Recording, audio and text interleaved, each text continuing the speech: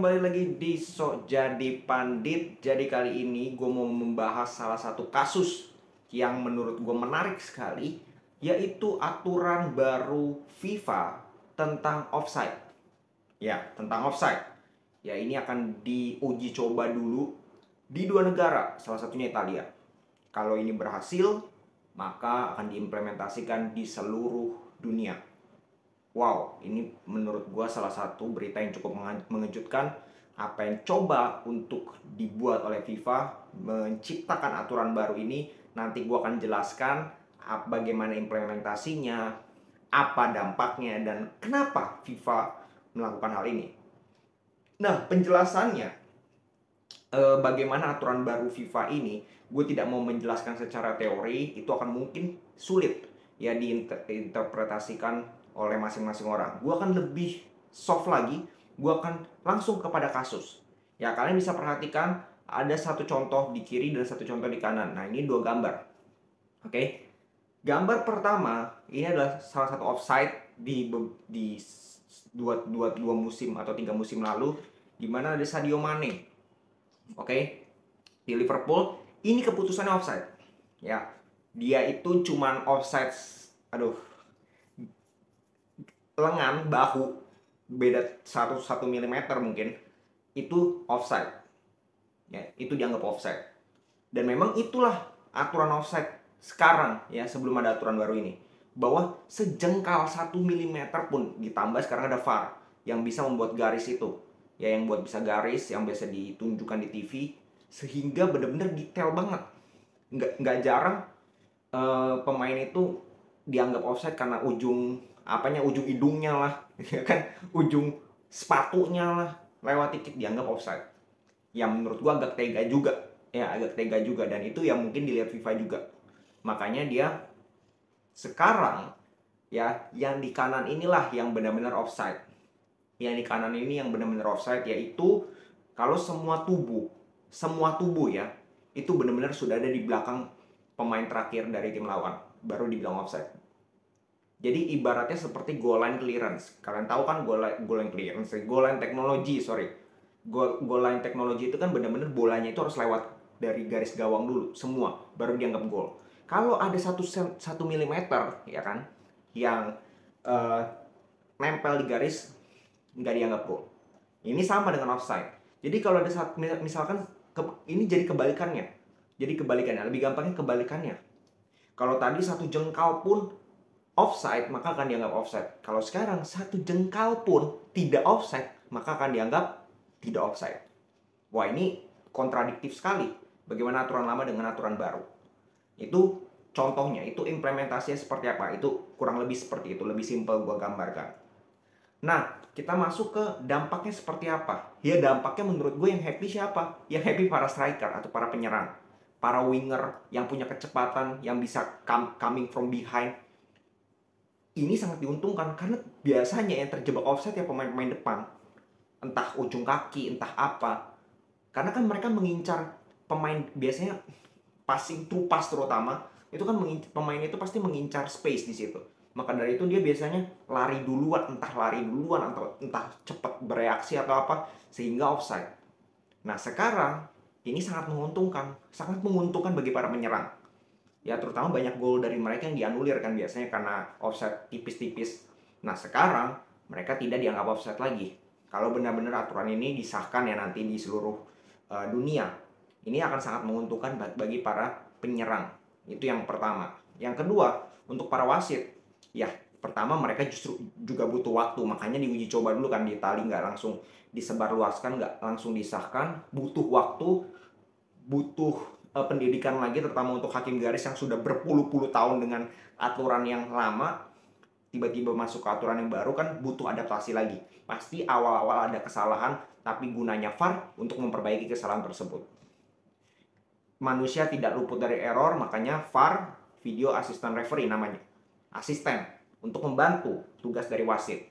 Jadi untuk itu menurut gua nggak ada masalah. Untuk masalah error apa-apa, adaptasi itu seiring berjalannya waktu nanti juga akan bagus sendiri.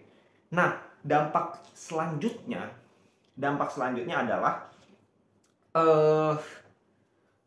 keputusan yang dibuat hakim garis itu menurut gue ya, untuk misalkan hakim garisnya nanti sudah dididik, sudah melakukan pendidikan, sudah dilatih atau itu lebih mudah.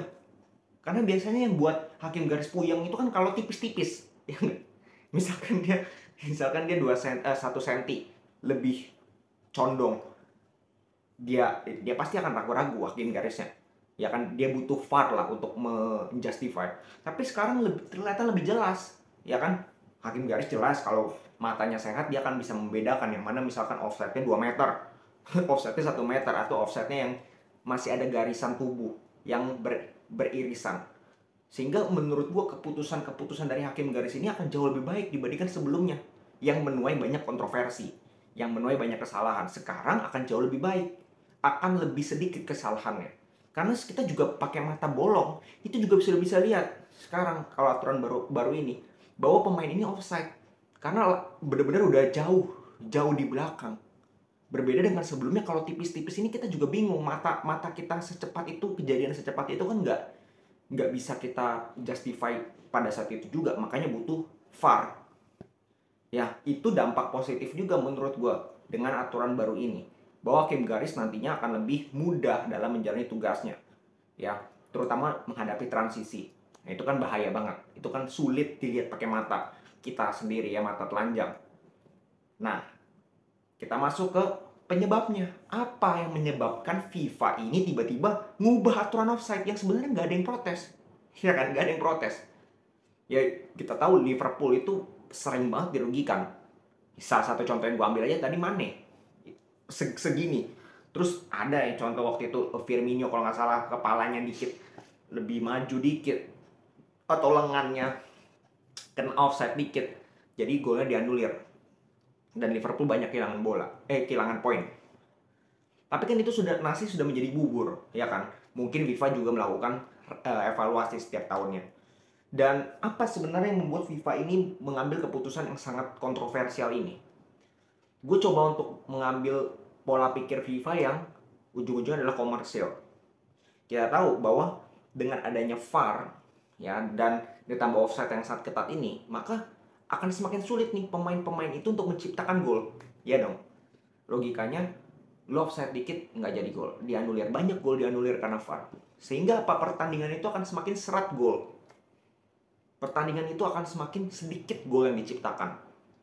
Sehingga apa? Orang jadi malas nontonnya. Dikit-dikit cek VAR. Ini pertandingan paling 1-0, 2-0. Itu akan mempengaruhi apa?